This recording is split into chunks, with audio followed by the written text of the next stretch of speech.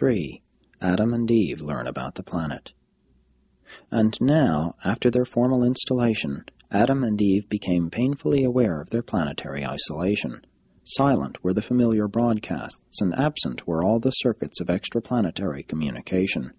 Their Jerusalem fellows had gone to worlds running along smoothly, with a well-established planetary prince and an experienced staff ready to receive them and competent to cooperate with them during their early experience on such worlds.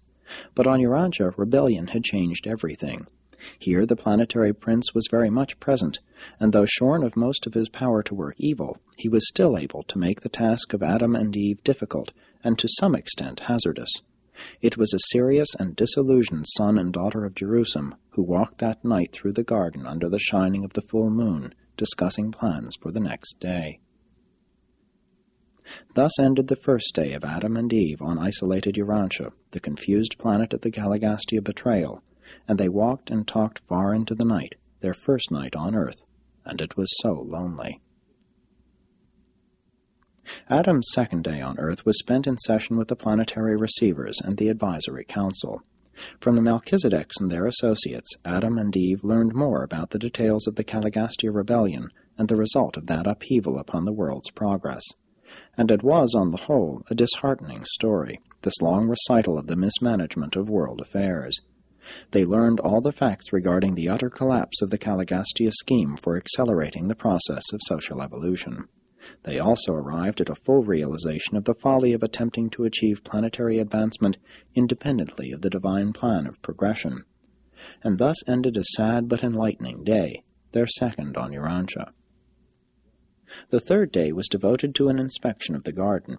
From the large passenger birds, the fandors, Adam and Eve looked down upon the vast stretches of the garden while being carried through the air over this, the most beautiful spot on earth. This day of inspection ended with an enormous banquet in honor of all who had labored to create this garden of Edenic beauty and grandeur. And again, late into the night of their third day, this son and his mate walked in the garden and talked about the immensity of their problems. On the fourth day, Adam and Eve addressed the garden assembly. From the inaugural mount they spoke to the people concerning their plans for the rehabilitation of the world and outlined the methods whereby they would seek to redeem the social culture of Urantia from the low levels to which it had fallen as a result of sin and rebellion. This was a great day, and it closed with a feast for the council of men and women who had been selected to assume responsibilities in the new administration of world affairs. Take note, women as well as men were in this group, and that was the first time such a thing had occurred on Earth since the days of Dalmatia. It was an astounding innovation to behold Eve, a woman, sharing the honors and responsibilities of world affairs with a man, and thus ended the fourth day on Earth.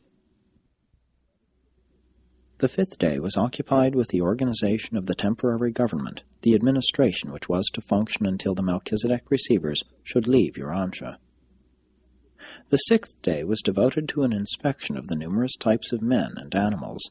Along the walls eastward in Eden, Adam and Eve were escorted all day, viewing the animal life of the planet, and arriving at a better understanding as to what must be done to bring order out of the confusion of a world inhabited by such a variety of living creatures.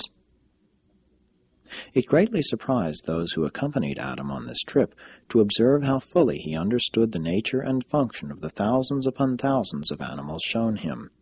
The instant he glanced at an animal, he would indicate its nature and behavior. Adam could give names descriptive of the origin, nature, and function of all material creatures on sight. Those who conducted him on this tour of inspection did not know that the world's new ruler was one of the most expert anatomists of all Satania, and Eve was equally proficient. Adam amazed his associates by describing hosts of living things too small to be seen by human eyes. When the sixth day of their sojourn on earth was over, Adam and Eve rested for the first time in their new home in the east of Eden. The first 6 days of the Urantia adventure had been very busy, and they looked forward with great pleasure to an entire day of freedom from all activities. But circumstances dictated otherwise.